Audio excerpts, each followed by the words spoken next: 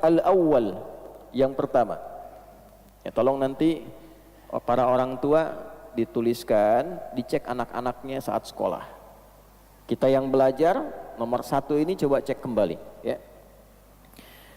Al-awwal, yang pertama, an yutahhira qalbahu min kulli ghasyin wa danasin wa ghillin wa hasadin wa su'i aqidatin wa su'i khuluqin.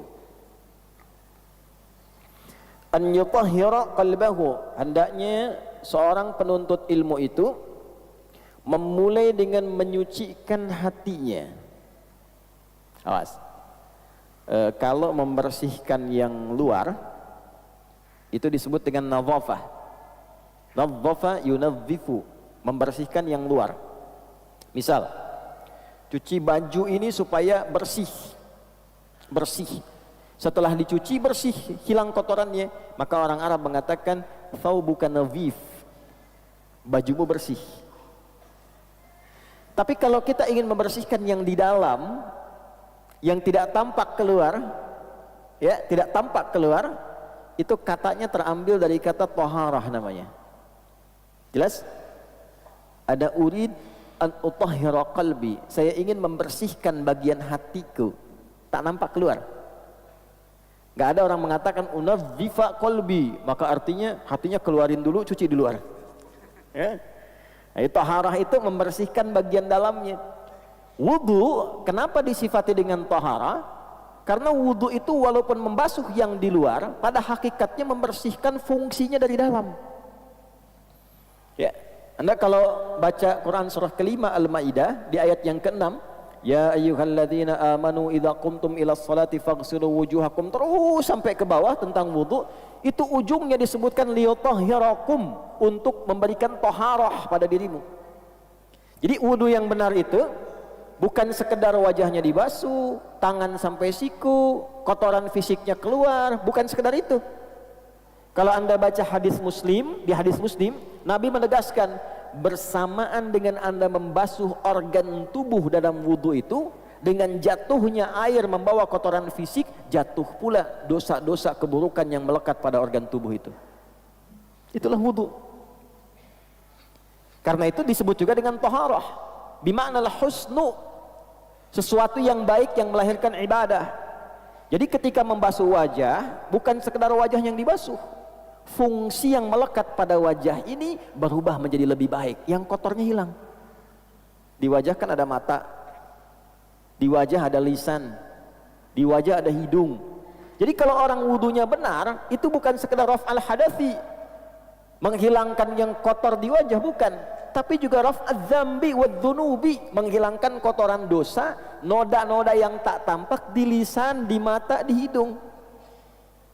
Jadi kalau orang wudunya benar itu, matanya nggak lihat maksiat lagi, ada cahaya di matanya. Lisannya nggak bicara yang kotor lagi, keluar kotorannya, ya, mengalir dengan kotoran fisiknya. Itu bahasa Nabi. Makanya selesai kita wudu, kita doa kan? Apa doanya? Asyhadu an la ilaha illallah wa asyhadu anna Muhammadan sallallahu alaihi wasallam. Kemudian Allahumma ja'alni minat tawabin waj'alni minal mutatahhirin waj'alni min ibadikas sholihin. Tauhid dulu untuk menunjukkan penjagaan iman kita, cara bertauhidnya seperti diajarkan Nabi, wudunya seperti diajarkan Nabi, lalu doa Allahumma ja'alni, ya Allah jadikan aku dengan wudu ini minat tawabin, termasuk golongan orang taubat. Anda baru wudu, kenapa doanya taubat? Sampai situ gak? Karena hakikat wudu itu menghilangkan sesuatu yang kotor. Kotor secara fungsi, ini lisan kotor. Maka saat wudu taubat, bukan hanya membuang apa yang ada di mulut, kotoran fisik. Itu kotoran-kotoran non fisik keluar, taubat kita. Makanya ulama sambil mengajarkan, mempraktekkan hadis yang disampaikan Nabi, sambil mengajarkan saat kumur-kumur, ya Allah jadikan lisan ini lisan yang baik, lisan sudkin fil awwalin wal akhirin. Di hati kita sampaikan itu, minta wajahnya wajah yang baik, tangannya mengerjakan yang baik-baik. Kemarin saya sampaikan di Jakarta, kenapa di ayat Quran itu tangan disebutkan sampai ke siku. Wa aydiyakum ilal marafiq, wa aydiyakum tanganmu sampai siku. Ila di situ lidilalati ala nihayah, menunjukkan ke ujung. Awal ke ujung, basuh dari sini ke sini. Kalau Anda basuh dari sini ke sini pun sah wudunya. Tapi dari segi mana? Afdolnya dari sini ke sini. Untuk menunjukkan apa? Untuk menunjukkan bahwa organ tangan yang biasa digunakan oleh manusia dan seringkali berbuat salah dengan organ itu, ini dari sini. Sini. Anda bikin status di Instagram kan pakai ini, bukan pakai ini. Huh? Ya kan? Nah, sampai ke situ memahaminya. Ya. Karena kajian saya disertasi itu yang terakhir itu menganalisis bahasa Al-Quran 30 juz. Dari tafsir 30 juz. Dan itu indah sekali. Ya. Nah, semuanya keterkaitan.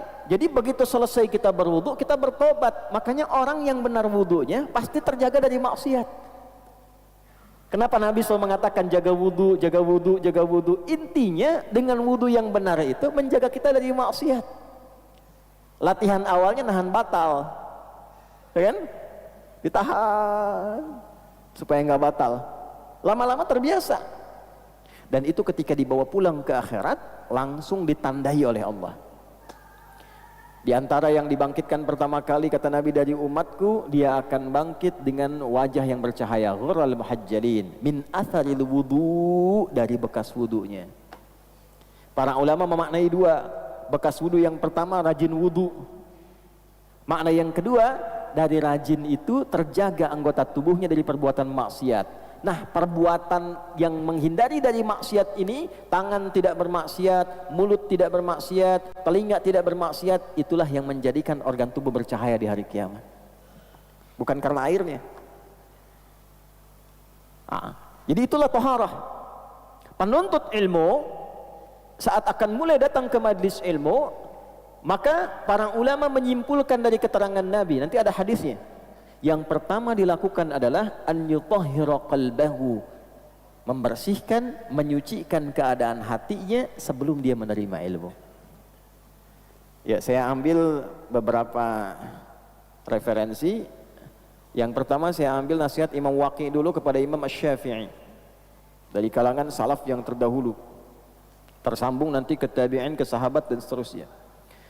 Kata Imam Asy-Syafi'i rahimahullahu taala, syakautu waqi'an an su'i hifdhi. Saya pernah konsultasi kepada Imam Waqi guruku tentang kurang bagusnya hafalanku. Kira-kira kalau Imam Syafi'i kurang bagus hafalannya sebagaimana ya? Mungkin titik beda sedikit dengan koma mungkin ya? Ya. Itu disebut masih kurang bagus. Karena di ilmu hadis itu kan Imam Syafi'i itu ahli hadis juga. Imam dalam fikih, imam juga dalam tafsir, imam dalam hadis. Mujtahid mutlak. Kalau mujtahid mutlak itu sudah nggak usah ditanya itu. Quran, tafsir, hadis, fikih, usul fikih dan sebagainya. Ya, di ilmu hadis itu kalau ada lupa sedikit aja, nanti turun kualitasnya. Ya, itu nanti tanda yang kedua dari 5 syarat hadis sahih. Mattasala isnaduhu binaqlil adid dhabiti anil adid dhabiti min ghairi syudzudin wala illatin qadihah. Syarat hadis sahih itu 5. Muttasil sanadnya bersambung sampai ke Nabi sallallahu alaihi wasallam. Nah, orang-orang yang bersambung itu diteliti lagi. Satu, punya sifat adil enggak? Yang kedua, dhabit enggak? Dhabit itu kuat hafalan sehingga kalau ditanya enggak robah-robah. Ditanya sekarang, 5 menit kemudian, besok, 2 bulan kemudian, jawabannya masih konsisten sama. Beda sedikit saja, turun kualitas dari sahih jadi hasan.